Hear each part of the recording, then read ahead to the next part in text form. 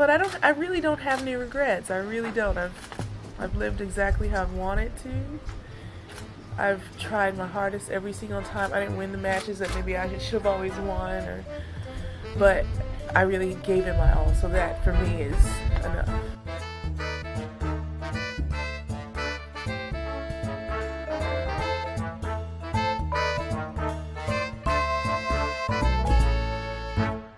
Hi everybody, welcome back to The Body Serve. I'm James. I'm Jonathan. And we haven't been with you for about 3 weeks since the end of Wimbledon. The Olympics happened. Mm-hmm. I heard they happened. I didn't really see much evidence of them, to be honest. Listen, we have been in and out of so much the last 3 weeks. You went home to see your parents for the first time since the pandemic, since Christmas 2019. Yeah. So I was able to cross the border into the US for the first time since the pandemic started. It was great. Hopefully we will be able to do it more often soon. But needless to say, I had some more important things. But I just want to be 100, as usual. We're not really that into the Olympics, like as a tennis event. Mm-hmm. Okay. I think the disclaimer here is that this is going to be a wing job. Because A wing job. Because we've just been dipping our toes into many different things that will appear on this agenda, but nothing with the usual rigor, fine-toothed comb.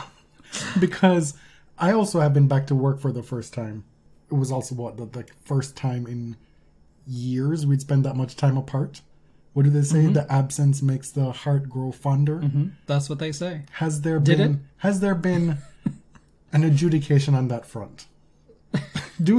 Have we decided what is the case? Well, we're still here and we're still laughing together. So this is, I would say, going to be a lot less structured than most of our episodes. We're just going to kind of talk through the past few weeks in tennis and... We're just going to talk, period. It's a wing job. Oh, right. We're just going to do it.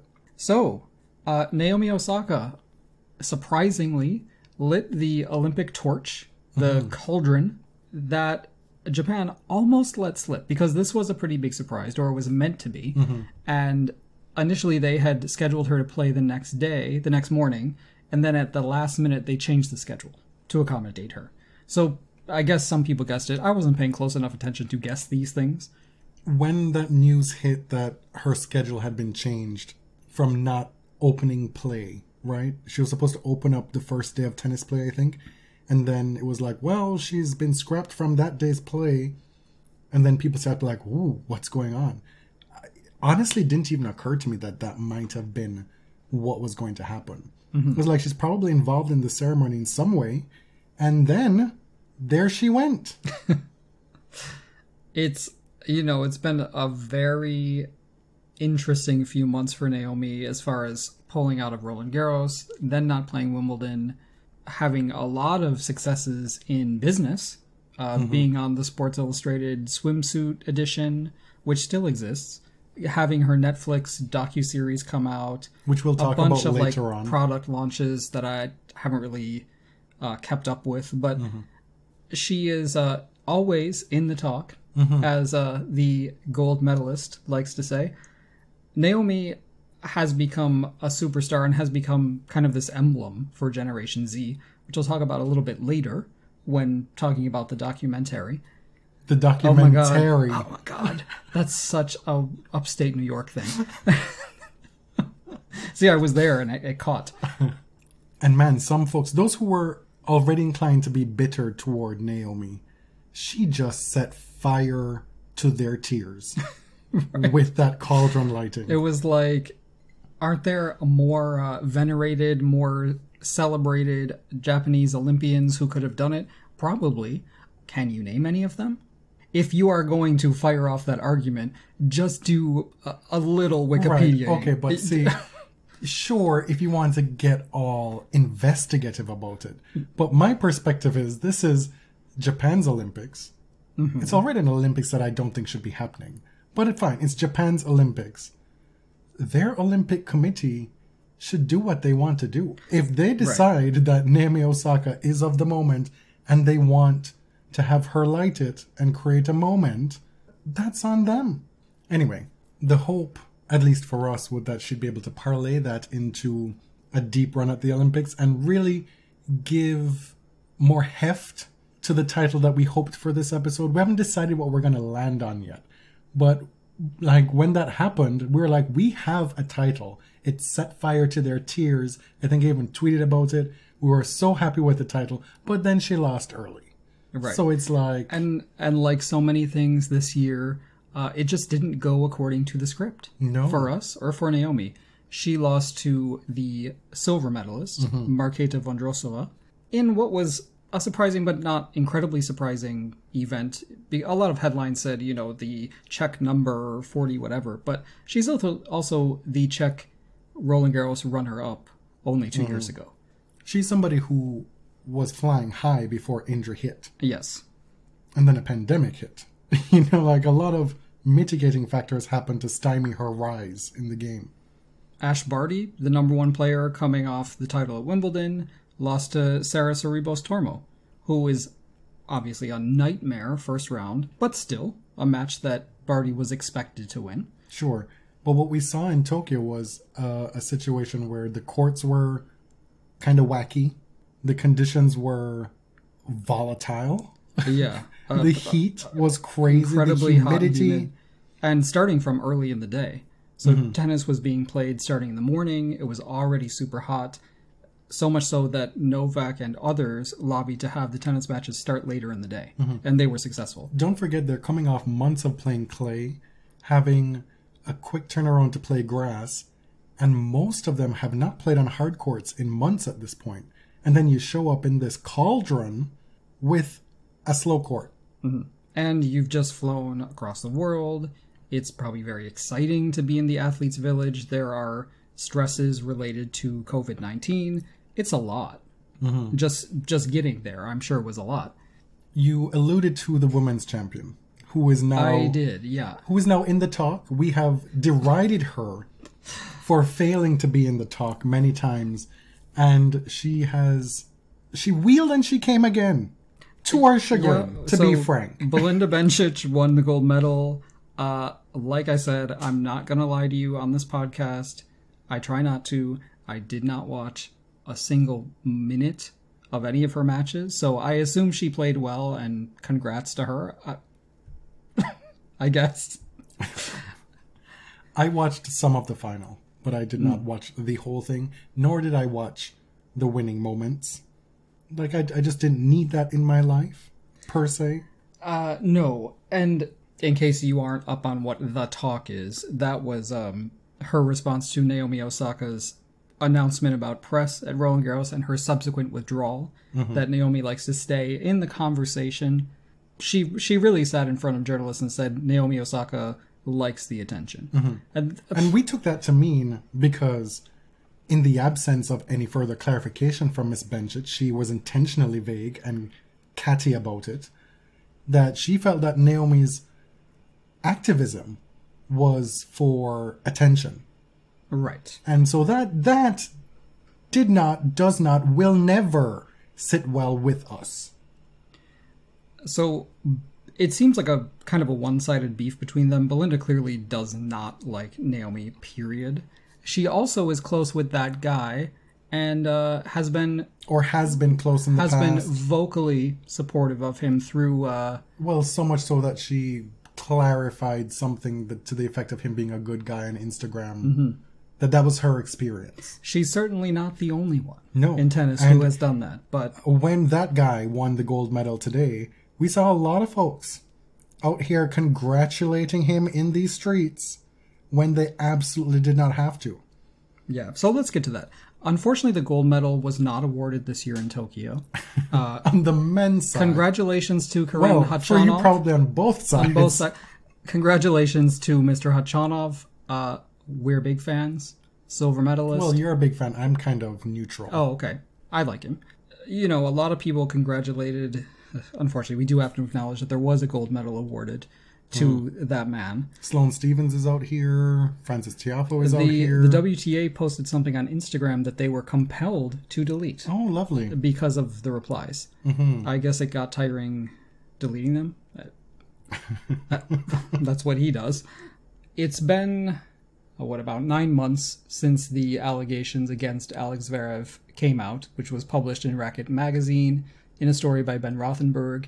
It's taken a long, long time for this stuff to get traction outside of tennis Twitter.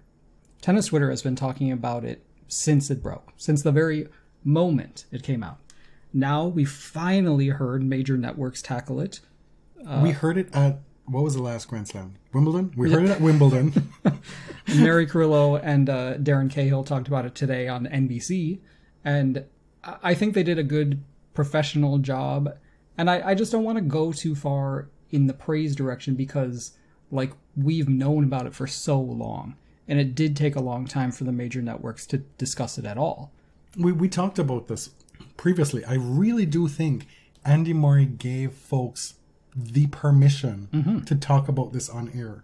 When he said that the ATP needs to have something on the record to deal with this, and that this is a problem, that was the pivot that they needed to be able to frame the story as not just what would be perceived as an unfounded attack on Zverev, but something that is wrong within the culture of the ATP and the professional setup of the ATP, and something that's wanting in professional tennis. And we can talk till we're blue in the face about how people say, well, we can't take it seriously unless there are criminal charges laid. We know so many reasons why that is misleading. It's oversimplifying. That it's in bad faith or complete ignorance. Right. And again, all we have ever said about this is that someone has made credible accusations and has provided evidence. We never said they were 100% definitely true. The point is, there has been no investigation. There's been no acknowledgement. And if... Okay, so let's say you're the Laver Cup or the ATP, and it's been alleged that abuse happened at your tournament, and it was alleged that an employee was involved. Like, how, if it's not true, why haven't you sued? I just don't know why you wouldn't want to clear that up. The idea that the ATP or Laver Cup could not or should not have investigated this is wild. Right.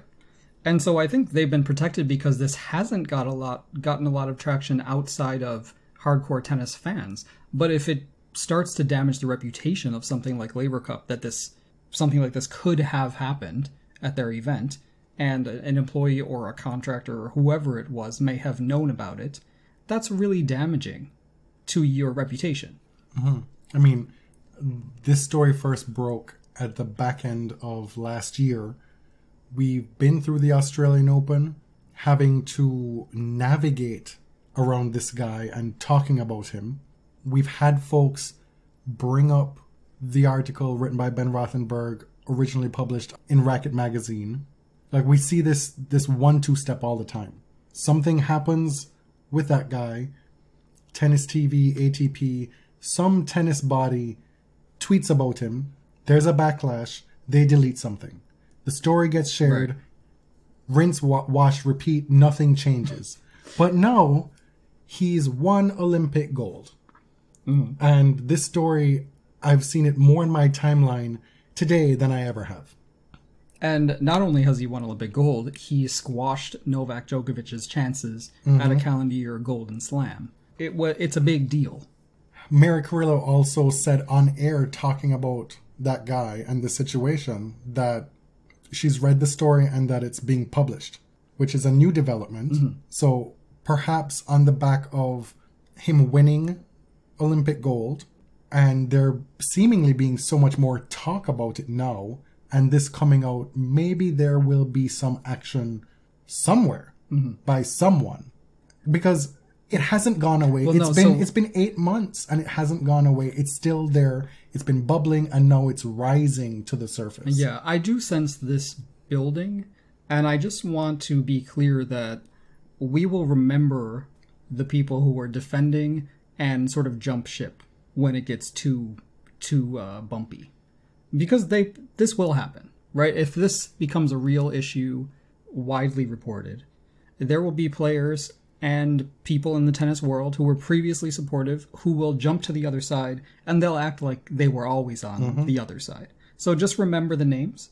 I got the screenshots, but... Oh, you do?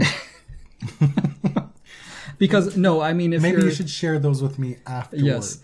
I'm just saying, if you're in the tennis world, it is still possible that you haven't heard, but it's becoming less and less likely. You know what I mean? Like, it is still technically possible that you're not aware.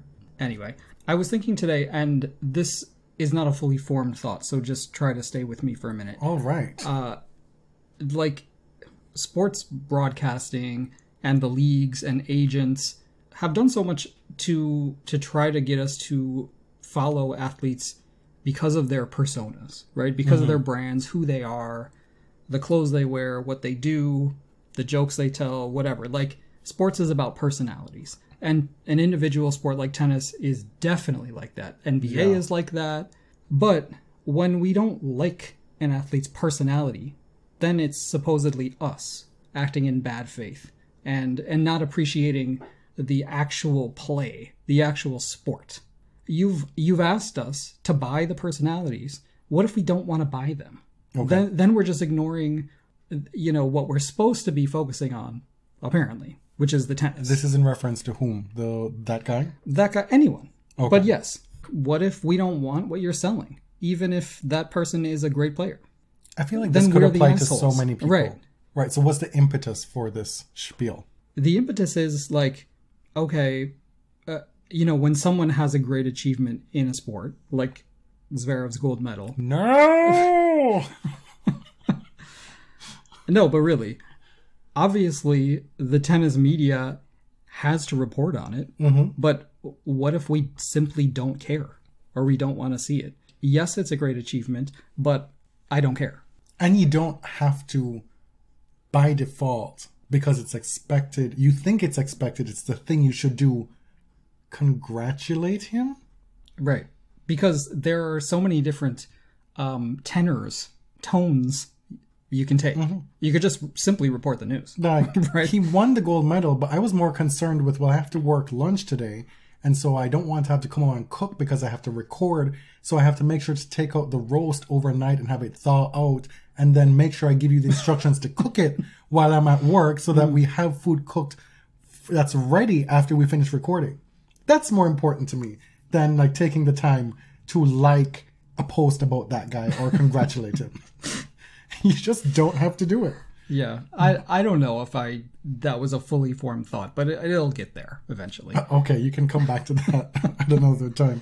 The other big piece of news, which we thought would have been the news from these Olympics, is that Novak Djokovic will not be a calendar year golden slammer.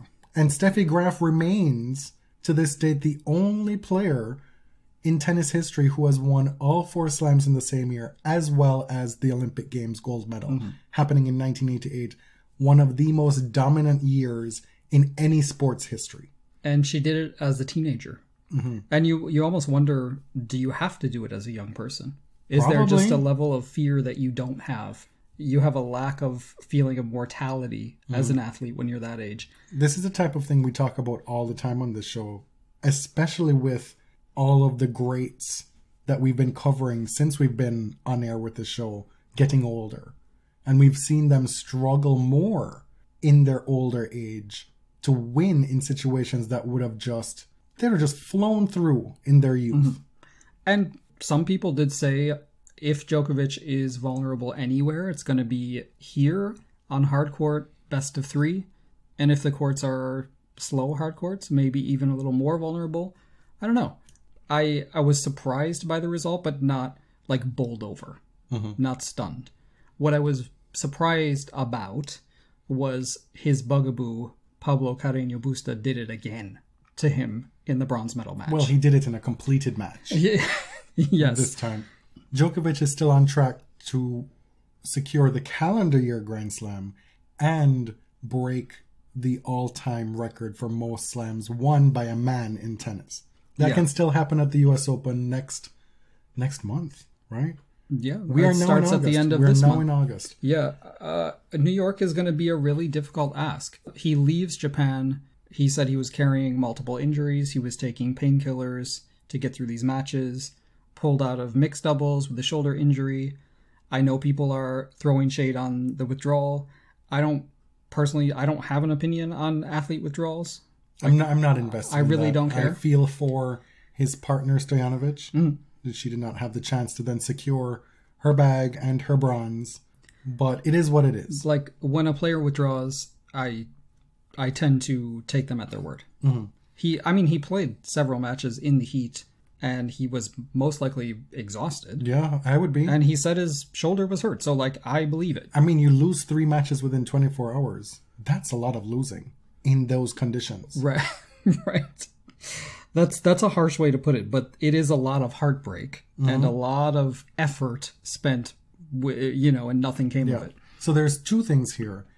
Novak will still move on to New York as the favorite, as the player who's still able to achieve this monumental feat. Fine. There'll be more to come on that on our US Open preview episodes. But then there's also the way his appearance in Tokyo was framed by so many to us in an alarming way, in that he was being brave.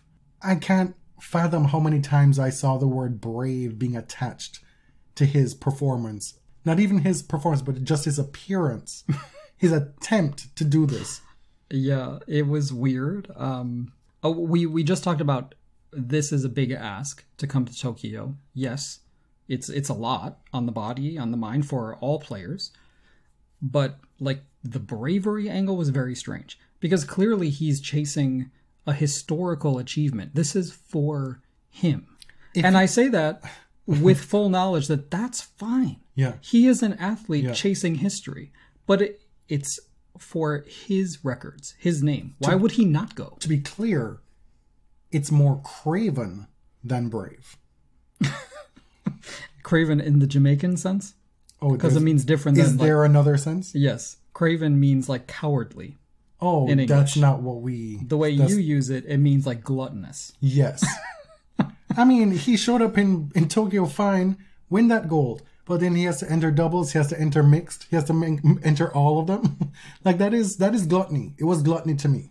And I'm sure, like, it was fun. He wanted to win medals, but, like, it just didn't work. And so I just wonder, like, some journalists have this impulse to sort of mythologize it once he's lost.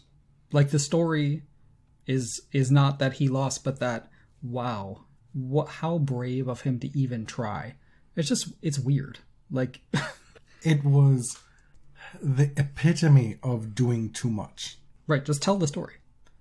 Then the other thing, the last thing with Mr. Djokovic before we move on to other stuff, is just how embarrassing, frankly, his on-court behavior was in that bronze medal match. Like, it was deplorable, frankly. Careful now. That word got Donald Trump elected. The racket smash, it's a racket smash, right? But you can't really do it into the net. They usually frown upon that. Well, that was the follow-up. Yeah. That was part 2 of the 1-2 step. The first step. That's the one that's been circulating more. Yeah. The really alarming thing is whipping your racket into the stands. This kind of balletic, is that the word? Balletic? I don't know how it's pronounced. Yeah. That graceful motion of letting fly his racket into the stands. And I suppose because there were no fans there, it was fine? I mean... This on the back of... In normal circumstances, that would be a default. This on the back of the US Open last year? This is... I mean, I know I say this all the time on the show, but this is just wild to me. It's mind-blasting that this would happen. And then a couple of games later to then try and maul the net? Yeah, it was a lot. I mean, he did say after the US Open... He didn't say that he was going to stop doing stuff. No, he did like not. That. No. So he's not a liar. No. The racket in the stands thing is crazy because, I mean, you do that knowing that there are no fans there. Because if there had been fans there and you hit somebody, that would be the end of the match. Mm-hmm. I mean, his mind. The quickness. The power. The quickness with which he's able to to make these split-second decisions. Anyway, lest you think we're ragging on him too much at a low period, it was really embarrassing.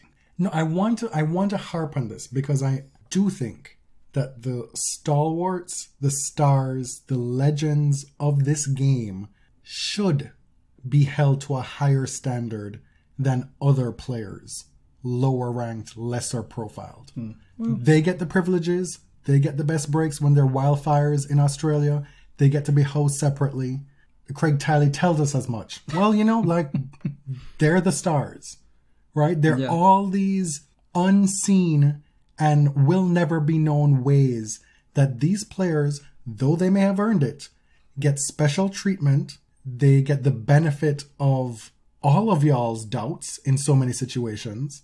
They get a leg up on the have-nots of the tennis world. And with that comes a responsibility, I think, to present themselves and represent their sport, and in this case, their country, because every last one of them will tell you that the reason that they're there is for the glory of representing their country on this global sporting stage. With all of that, this was an abomination. From the world number one, an abomination? From the 20-time slam winner, it just was not on. I mean, honestly, like, it doesn't really affect my life. I know you don't care. It's just embarrassing. I know you don't care. It's embarrassing for him on a world stage like this. That's what I'm saying. Yeah. It doesn't mean that he's a bad person. I want to state that it means that it was embarrassing. And it's something that he should be ashamed of. Oh, wow. Okay, that's like... Look, I feel like you should be banging on the lectern right now. Y'all can That's come like for me. Fire and brimstone. Sure, y'all can come for me. Like, I just don't have the bandwidth for this Olympic shit. This Olympic tournament that is extraneous and hindering to the natural tennis professional calendar. Like, it's the same shit with the other sports, like golf. Like, why are you in the Olympics? Is so dumb. I'm so sorry. Like, the final one was pretty exciting last night. Okay, though. Like, they may create drama in exciting matches, but like professional sports in the Olympics, it just doesn't make sense. Yeah, you get what you want from it, and out of it, you get your gold medal. It's cute. You can then attach it to your calendar, your Grand Slam, and it becomes something bigger. Fine. But for us, for our personal viewing interest, tennis at the Olympics is not what we're here for, right? I wanted to talk a little about, like, what does the Olympics mean for tennis? How prestigious is the event? How does it compare to the other events in tennis? And I'm sure we talked about it a lot at the 2016 event as well. I think for me, the prestige of the Olympics in tennis waxes and wanes depending on where it is. Like, there are so many variables regarding the surface, the conditions, the time it happens in the calendar, who's decided to play, like the weight that is invested in it based on what has happened already that year. There are so many things that affect basically how important we view Olympic tennis. That's just whether it's happening view. In the middle of a pandemic. Right, like 2012 in London had this extra cachet, this weight, because it was happening at the All England Club. Also because Andy Murray won it and Serena Williams won it and they had deep runs. Right, because it felt like... I mean, Serena had like a historically dominant run, and it felt like the best players won. Olympic tennis doesn't always feel that way. Sometimes we have shocking medalists. The majority of the time it doesn't. Mm-hmm. If you look back at the folks who have won medals at this event, and kudos to them, they get to have it. Steve Johnson gets to show us his bronze medal whenever he wants. Right? I mean, Nicolas Massou has 2 medals. Like, that was a very surprising games in 2004. It's memories. I feel like the Olympics is memories more than anything for these athletes, which I would probably want them too if I were a professional athlete. Right. And a big part of what makes the tennis event important is the importance that the players invest in it. And you know that a lot of the players are take it very seriously. They really care. But the players really care about Laver Cup too. And that doesn't make Laver Cup like the 5th Slam. Do you know what I mean? Like, they're going there. They're going there. It doesn't.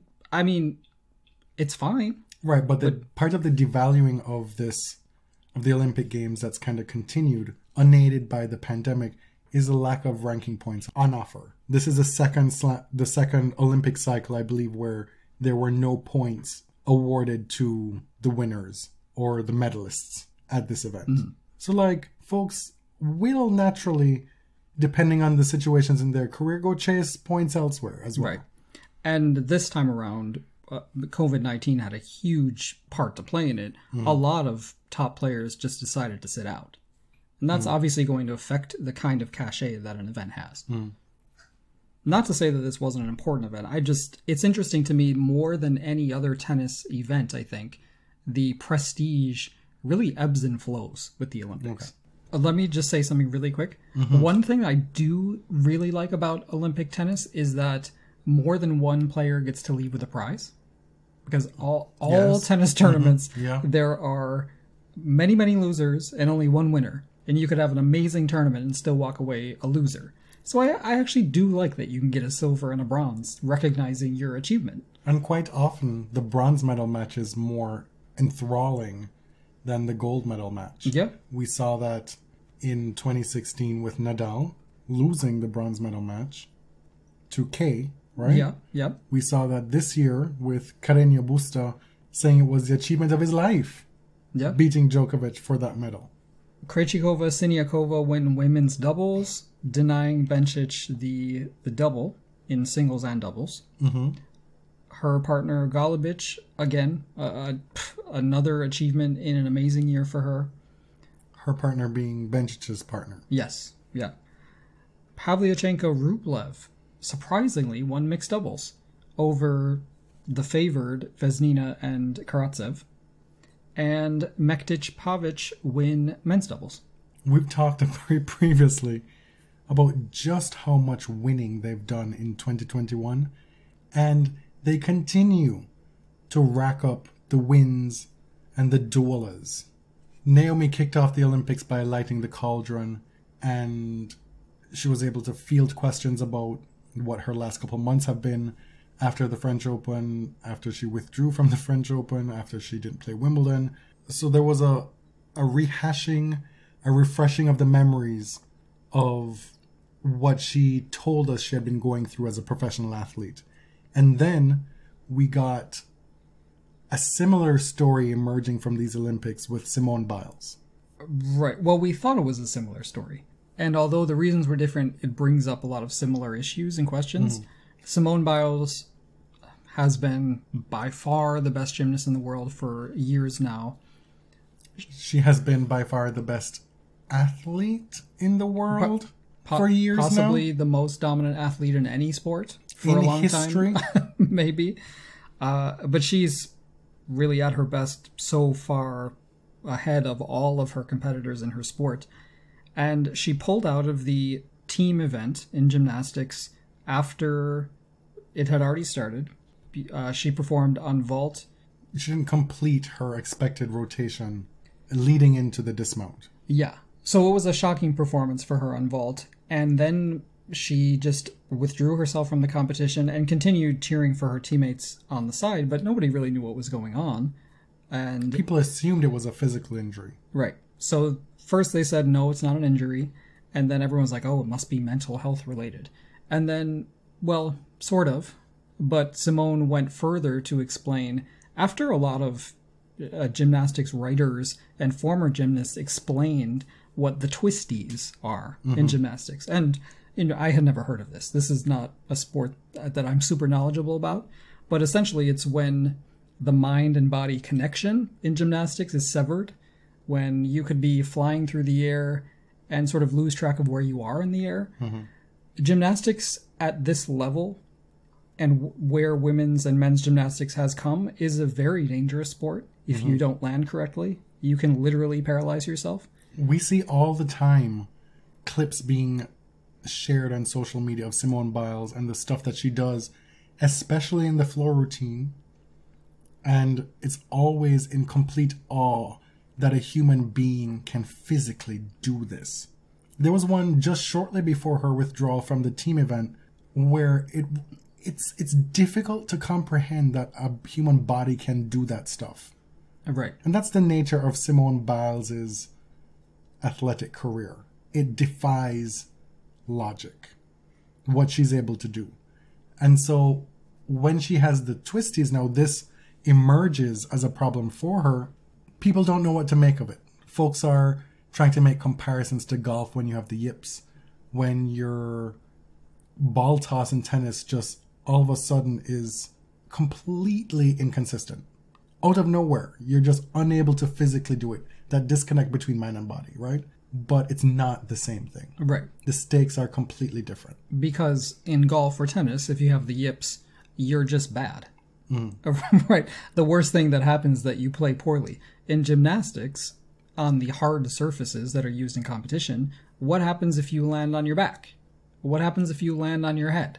It's the reason why I was never able to complete a somersault, because I was convinced I would break my neck. Even a somersault? Couldn't do it. I was like, I just can't complete the rotation because I will break my neck. You don't even leave the ground for that one.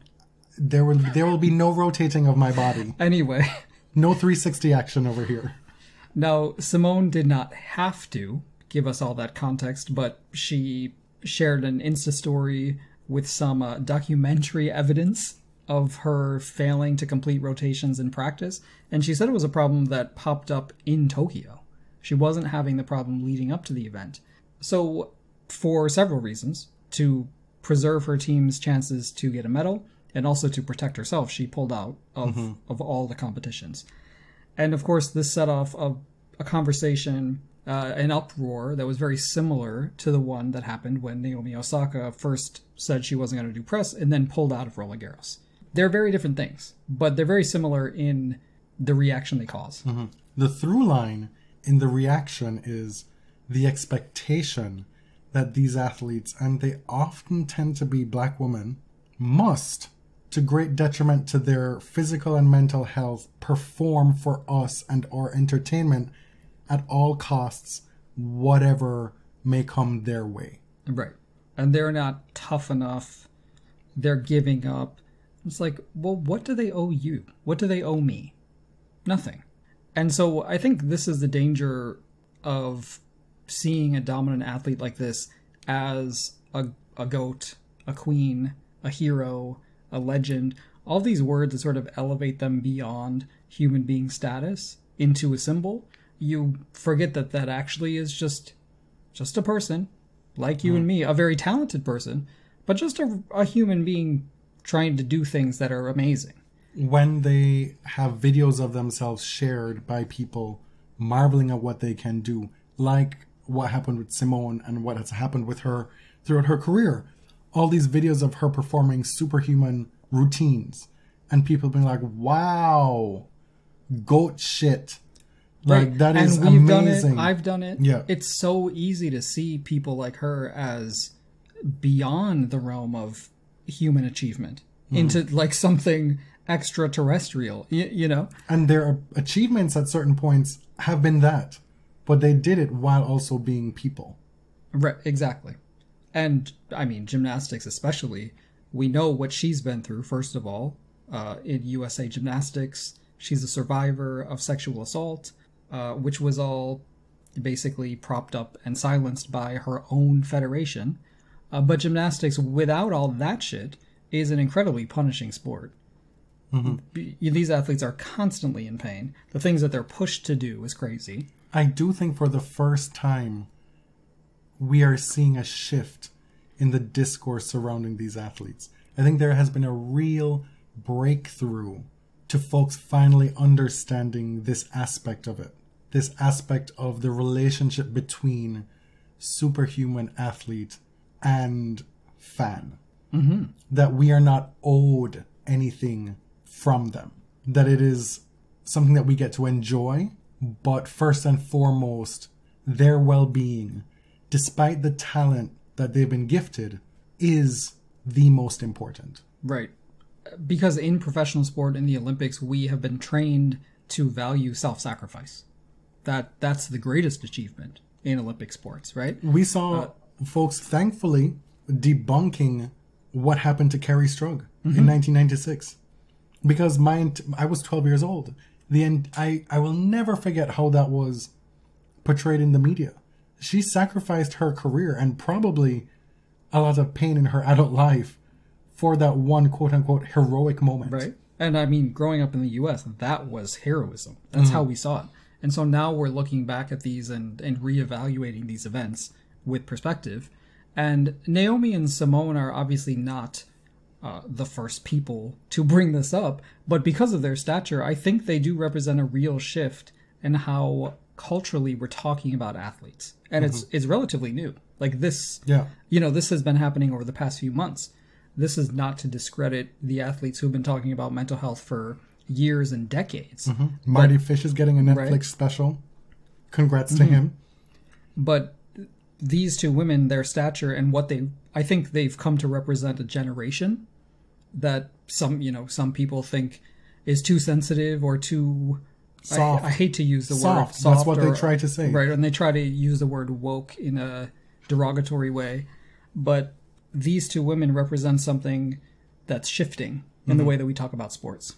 And when they're labeled as soft, that is a direct attack at the strength and fortitude it takes to talk about mental health issues. Because that is one of the strongest things, the greatest demonstrations of strength that someone can display. Right. So now you're exposing yourself as A, somebody who can't do those athletic feats that they do, and B, somebody who isn't strong enough to talk about the mental aspect either. It is a sign of the times that we live in. And while if you have the bandwidth for engaging with these conversations, if you read an article on Simone Biles and this Olympics and you read the comments and you see the responses, if you have any ability to get through that, you'll at least see that more of this narrative is seeping through. So much more on this at a later date, I'm sure. This is going to be a through line in sports coverage for a while, I think. Why don't we get back to what's been happening in tennis after Wimbledon and during the Olympics? So just kind of quickly recapping who's been playing well. There have been a lot of tournaments over the past 3 weeks. Pablo Carreño Busta is coming off the title at Munich and then won the bronze medal. He's had an incredible year and a half, despite the shade thrown by both Ben Rothenberg and Nick Kyrgios. For his run at the U.S. Open last year. Semifinals at the U.S. Open, quarters at For the Roland Garros, second time. Right. The titles in Hamburg and Marbella. This is like a career run for him. It's been a great 12 months for PCB. Who's also had a great 12 months is Barbora Krejcikova. Yeah, and a great few weeks, honestly. The hits keep on coming. Right. The gold in doubles, but she also won the title in Prague, sandwiched in between Wimbledon and the Olympics. Kevin Anderson back in the winner's circle. He's been struggling to return from injury at his big age, which is close to our big ages. That's why we say the big age. It's difficult to come back from injury when you're a dude of that size. Yeah. Right? And so he won the Newport title on grass, where the Hall of Fame ceremony happened that week as well, where Conchita Martinez, the original 9, and Goran Ivanisevic were all inducted. Casper Ruud. Okay. We can be honest about what's happening here. Casper has had an incredible run of 3 titles in a row, and he's also done so at a very advantageous time in the calendar. Right? We're allowed to be truthful about that. But why do we need that caveat at this point? I'm just saying. Titles are hard to win. True. Like 19 number ones on the Billboard Hot 100, not everybody has them. Yeah, but she did them against titans, you know? Yeah, she did do it against Janet and Madonna, Celine, and Whitney, Boyz II Men. Celine. You said Celine? Yeah. Anyway, I'm just saying, big fans of Casper Ruud. This is not meant to disparage him at all, but he picked a great time to play well. Okay. Right?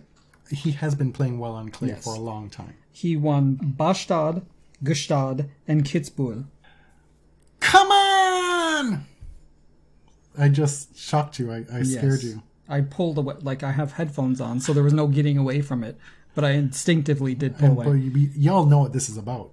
This is about Miss Danielle Collins winning her first WTA title in Palermo. Listen, she looked at the schedule and she's like, I want to go to Sicily. I've never been to Sicily. She did. It looks amazing. I'm going to go. I want to try the food. I want to sightsee.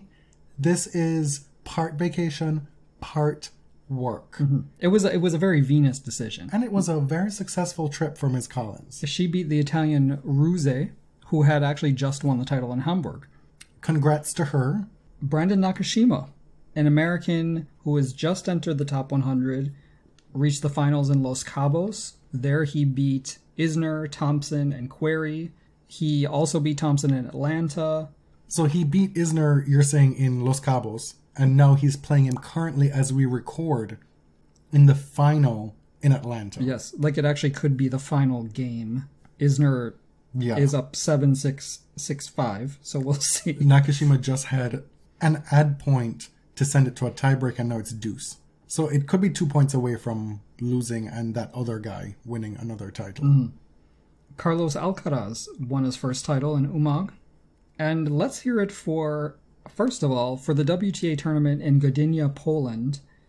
Did you see the stands and how full they were? Like, we knew that WTA Poland went off.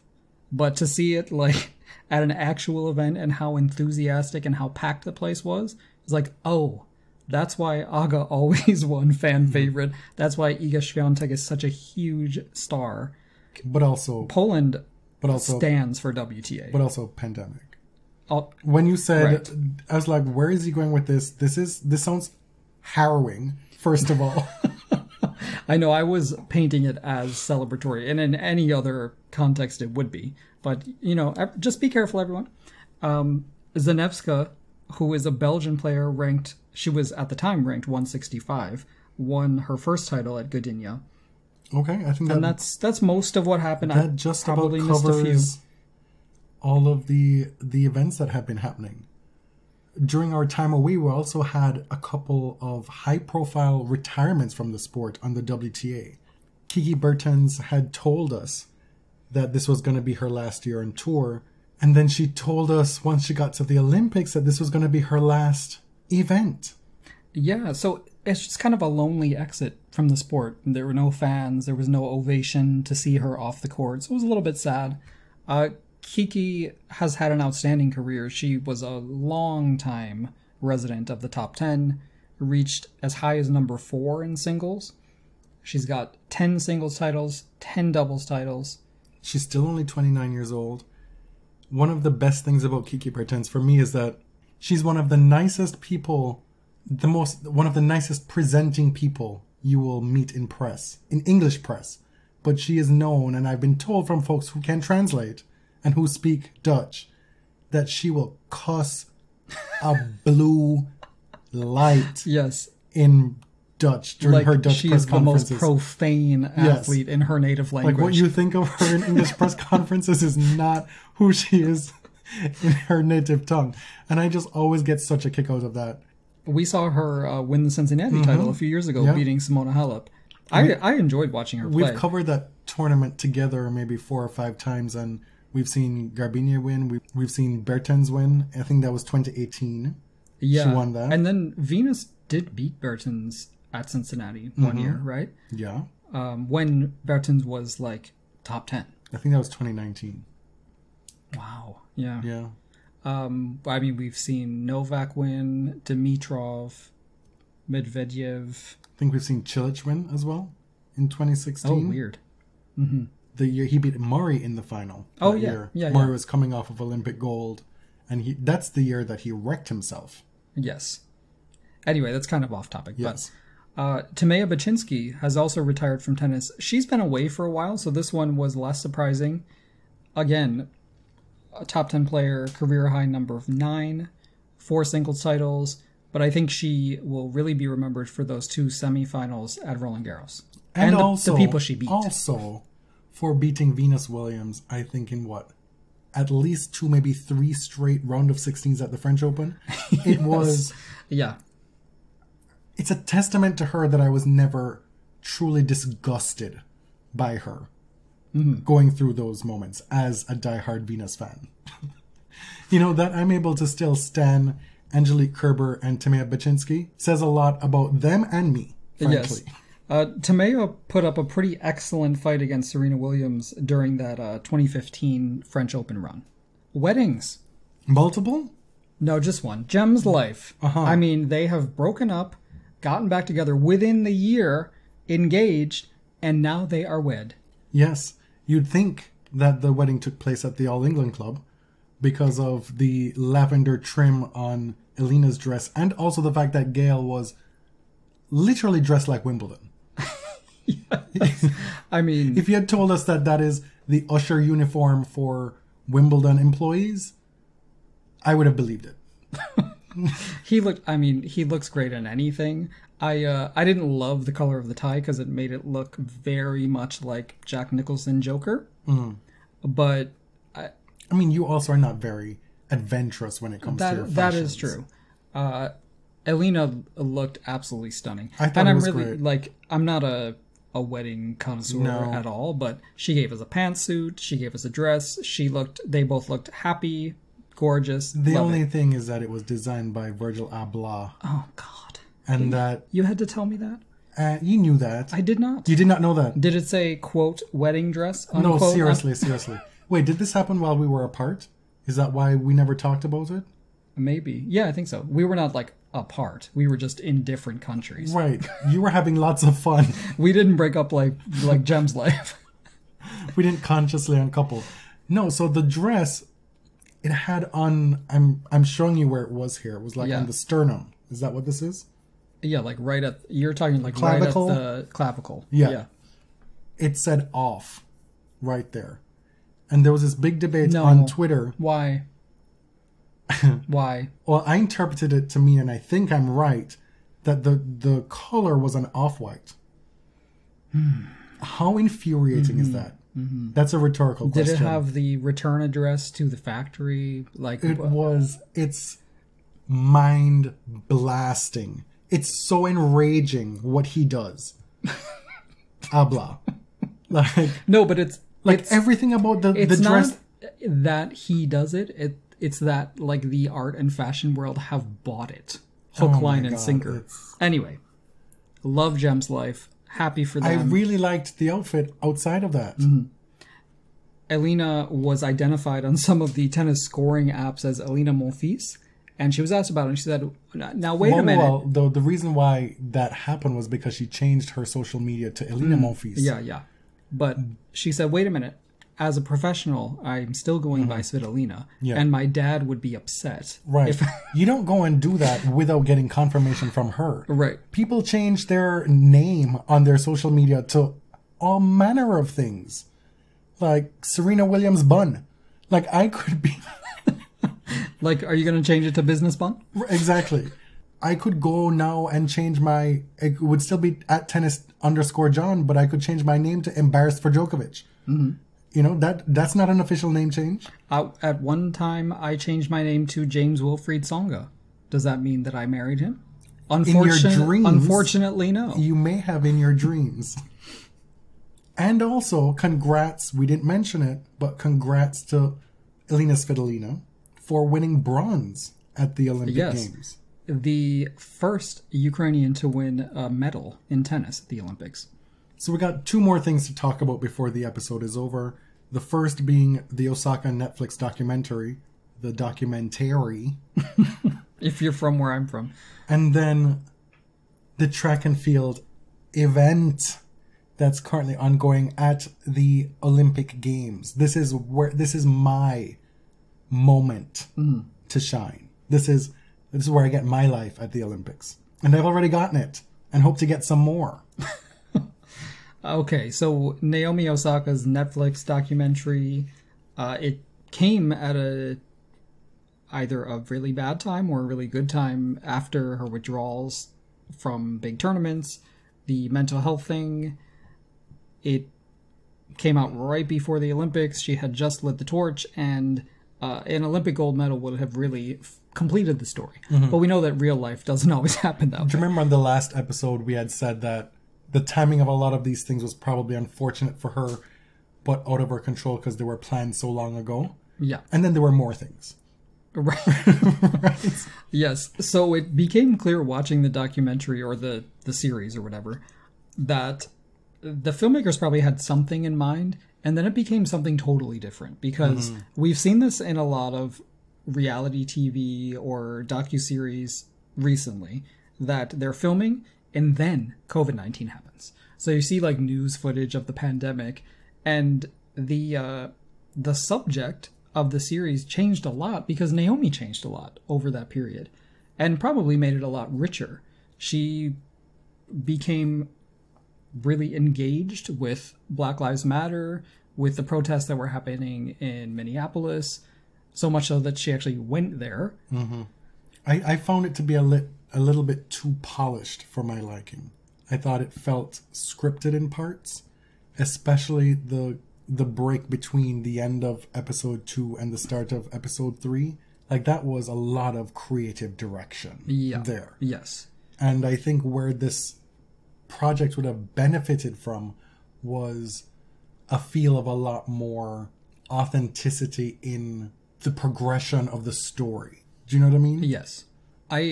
Because the moments where Naomi comes off as being unfiltered and we're getting direct access to her without like producers getting at it and placing it at this part, because it's clear, I mean, this is not happening in a linear way. Right. This is chopped and edited and whatever, blah blah blah. But when we get those earnest, quiet moments with Naomi, when we get her at the dinner table with her parents celebrating her birthday, and she asks her mom if she's essentially achieving enough, if she's on time with what she should have achieved by now. It's such a outrageous question to think that she would ask of her mother. Right. You know, like, girl, you are a 4-time slam champion. You are... Well, at the time she was only a 2-time. That's true. But you have caused all this conversation. You are a really big deal.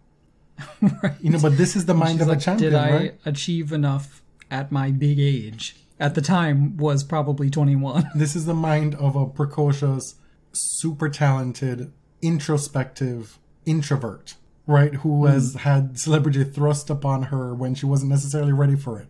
And still being so concerned with making her parents proud.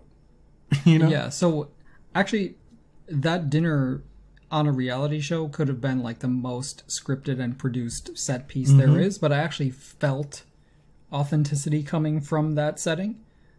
But I agree. I felt the whole thing to me felt a little bit slight. Like I thought there was going to be more. And I wasn't necessarily looking for a narrative from start to finish, but if you were not a follower of Naomi and didn't get tennis, I wished there was more for those people watching. I enjoyed the bits where you got to see what her day-to-day life is like, when you got to see her training, when you got to see her partnering up with Vicette for the first time. Yep. And, you know, the kind of sponsor and press obligations that she has. That's interesting to see an athlete go through because it's, you know, it's a lot of training, but it's also a lot of that stuff. People playing with your hair and putting on your makeup and...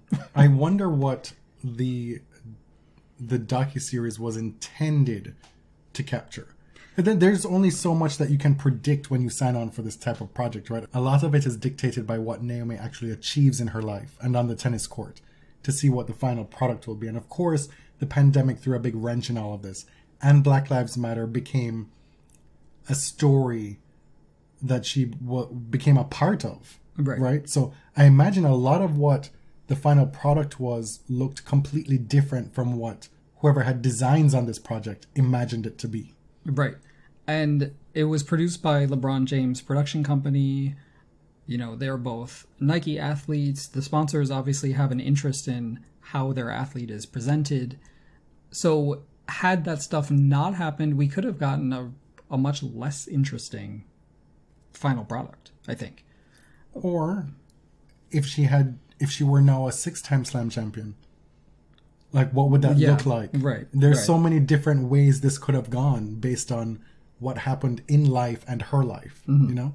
I think it feels kind of disingenuous to sit here and say you feel disappointed one way or the other because this is her life and how it played out in these extraordinary times, you know? Yeah. I mean, but these are the parts that they've chosen to show us. Yes. Like, I felt like this is now a major international athlete who is presenting herself in the way that she and the people around her want her to be presented. And I don't say that to be cynical, but like we have to be realistic here, right? Yeah. The moments that felt real are kind of what stick with me. So when she said, she described herself as an introvert and somebody who never really felt like she had a voice or she didn't have anything to say. And then last year, when George Floyd was killed and Black Lives Matter kind of reignited and took over the culture, I really believe like she found something that she could use her voice for. Like it ignited something in her. And she did talk about that. And because of what she did last year, like she has become something of a symbol of people her age. She was already a symbol of this sort of multiracial utopia that we hope can be achieved someday. But now people see her as someone who speaks for something larger than herself, as in like her woke generation, right? Quote unquote. Right. Woke generation. And I don't use that as a pejorative, like a lot of people do. Never. I mean, we try not to use that word. Period. At this point. But I use it with full knowledge of where it came from and why it's politically useful, or was. Yeah. So if you haven't watched it, it's still a recommend from us. I don't think it lived up quite to my hopes. I didn't really have expectations. Maybe hopes. The first 2 episodes are a little over 40 minutes, and then the third one is a little over 30. So it's a fairly easy watch. Slow-paced. Carve out some time, pour a glass of wine, or just put the bottle on the side stand and have at it. Olympic track and field, we have been waiting the whole week for it. The last few months. Because Miss Sha'Carri Richardson created all this stir about the women's 100 in Tokyo. And then as it turned out, she wasn't in the talk. Right. She tried to continue to insert herself into the talk from a distance, but by that time she wasn't part of the games. Now, this isn't really about her. No, but there is certainly a level of pettiness that's going to come from a Jamaican. I know. For an American track athlete who's trying to, whether intentionally or not, throw shots or denigrate Jamaican athletes. Now, I'm mostly going to let you take this segment, obviously, because this is your specialty. But I will say that Jamaican athletes have suffered a lot to American sprinters in the past, during your upbringing. Not so much in the last 13 years. But coming into this race, we had Shelly-Ann Fraser-Pryce, who ran a personal best this year of 10.63, the second best time ever recorded at that time. She won the gold medal in 100 meter in 08 and 12. Yes, correct. Her countrywoman, Elaine Thompson, wins the gold medal in 2016. Shelley had a busted toe at that time. Shelley still won the bronze. Shelley has won 4 world championship golds in the 100 meter during that period. That's correct. Like, this field is insane. Talu blazed through the heats. An incredible time. Yes. I did caution you that may not have been the best thing for her. Right. And as it turned out, blessing. She also blazed through the heats and then unfortunately tested positive for HGH and got thrown out of the games. Yeah. So what was the purpose of your preface? I was just, setting the scene how Shelly-Ann and Elaine have been the best sprinters in the world over the past decade. Okay. And by a far. So first, I will continue to say this. One of my very favorite things about you is the lengths to which you go to stan Shelly-Ann Fraser-Pryce at every opportunity, on every platform. Somebody could be saying, this person is such a good da-da-da-da-da-da, and you'll be quote tweeting like, Shelly-Ann Fraser-Pryce. Bottom line. But she makes it so easy. I was riled, quite frankly, by Miss Richardson. I know you don't want me talking. You don't want me talking about this. Jamaican track fans, do not try them. Just don't. You just don't. And so yeah, she had quite a few, and by quite a few, like maybe a handful of cute results, electric results. She's 21 years old. She hasn't been doing this very long. She hasn't competed at a major international event. Correct. But we've seen the emergence of a young prodigy, a young talent before in American track and field in Marion Jones. In 1997, she took the world stage by storm, won everything, won the world championships, and then did what she did in 2000, right? Like, so that's before she was kicked out of the games, essentially, for testing positive for marijuana. You can have all those discussions about whether that's right or wrong. I'm not having that here. Just taking that as a fact. Before that happened, I was concerned. I'm not going to lie. Yeah. I was concerned because I've lived through this before. There's always, every Olympic cycle, there's somebody who has been birthed onto the track scene that you may or may not have seen coming. And she fits the bill. Right. There's no use minimizing her talent. No, none whatsoever. I recognize her talent. Like, those times are no joke. But where it became farcical for me is when she was presenting herself as the one to beat. Or the presumed gold medalist. Yeah. Which, for her, talk your shit. You know, like, there's no shame in that. There's nothing wrong in that, to be bigging up yourself and touting yourself. You know, like, self-belief, whatever, right? Like, that's a good thing. Then it becomes just, the discourse just flies away. The Sha'Carri Richardson discourse just takes off. You have this electric runner, young, black, colorful in the way she presents herself aesthetically, right? With her hair, her nails, her personality, her off-court interviews, and Black Twitter, like they do with tennis and the Williams sisters and what have you, take things in a direction it doesn't need to go. Because anybody who follows track and field, they know about the two-time Olympic champion, Shelly-Ann Fraser-Pryce. They know about the defending champion in the 100 and 200, Elaine Thompson-Herah. They know that Shelly-Ann Fraser-Pryce has run the second fastest time in history leading into the games at 10.63. And so it's not just about Sha'Carri Richardson, and it's not just about Shelly and Elaine. It's about Shericka Jackson, who has dropped down from the 400 to focus on the 100 and the 200, and is one of the most versatile track athletes since Allyson Felix.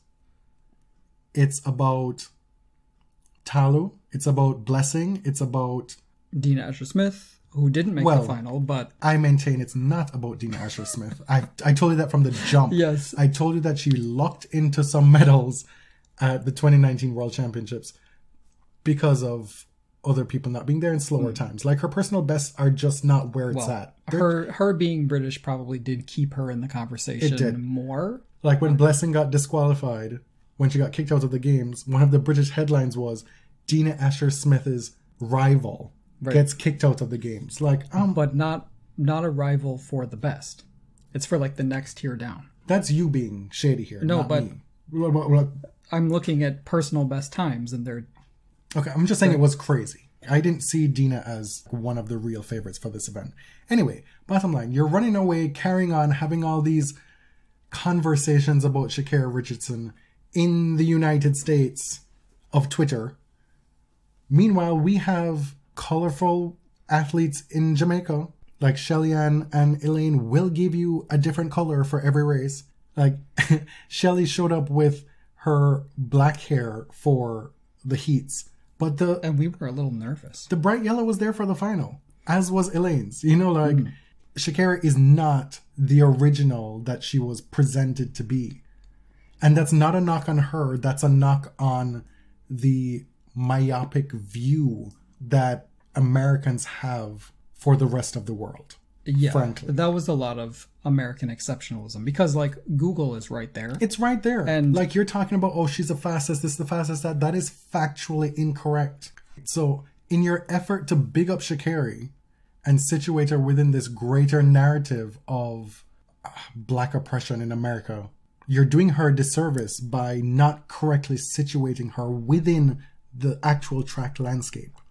There's so much muddying going on with the way that she was talked about, and also the way she presented herself, frankly. Like after the heats, where those women ran the fastest heats in history, she's talking about on Twitter, y'all miss me yet? Well, no. No, we actually don't, because we're watching greatness here, sweetie. And then we just saw the fastest 100-meter final ever. We saw a record that many people didn't think would ever be broken. Both of Flojo's records in the 100 were thought to be unbreakable. The Olympic one, maybe somebody could get to it. And Elaine did it. She ran 10:61 to break a 33-year-old Olympic record in track.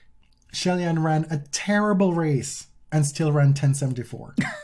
Like a horrible race. Like stumbled at some point and still has one of the fastest times ever. If Shericka Jackson ever figures out her start, and if they ever extend the race to 120 meters, watch out.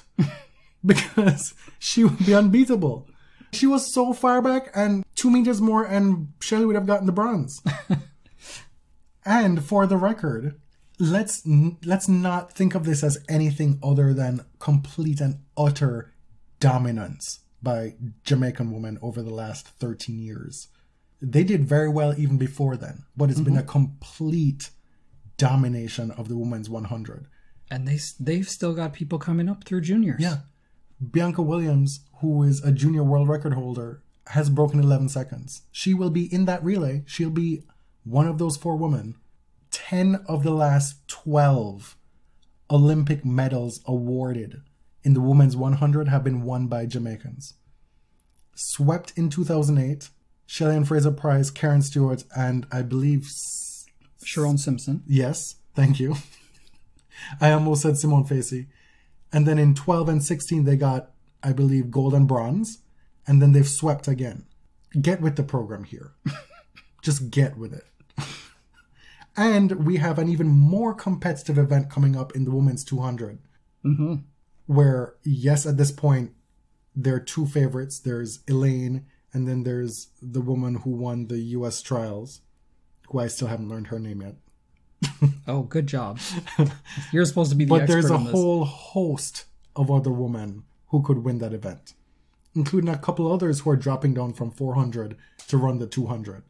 The last thing I want to say about this is that nothing in track is guaranteed. And so when folks are hyping up somebody who has never run on the international stage like this, it really rubs me the wrong way. When you're ignoring these women who've done it repeatedly over and over again, because nothing is guaranteed. Ask Trayvon Brummel. Like, he won pretty much everything this year in the 100 meters. And where is he? Did not make the final. Yeah, that was a shocking men's 100 meter. Like, this has happened time and again where we've seen, for every Marion Jones, there is a Trayvon Brummel. And then some. These things are not easy to do.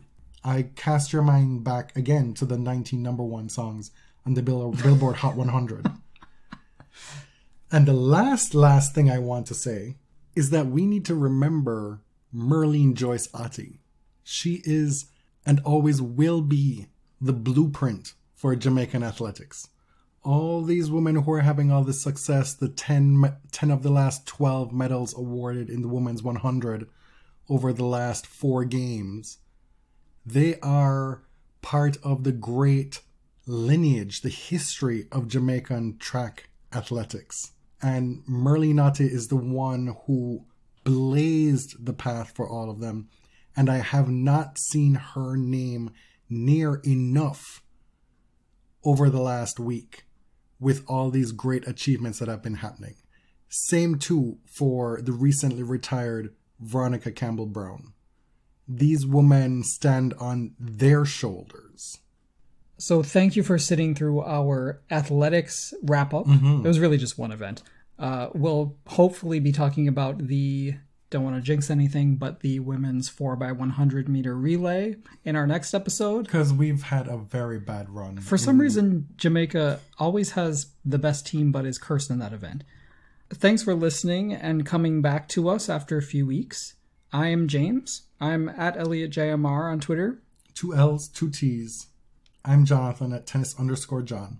And you can find The Body Serve at The Body Serve on Instagram and Twitter. And again, we are selling merch on redbubble.com. Shout out to John and Philip.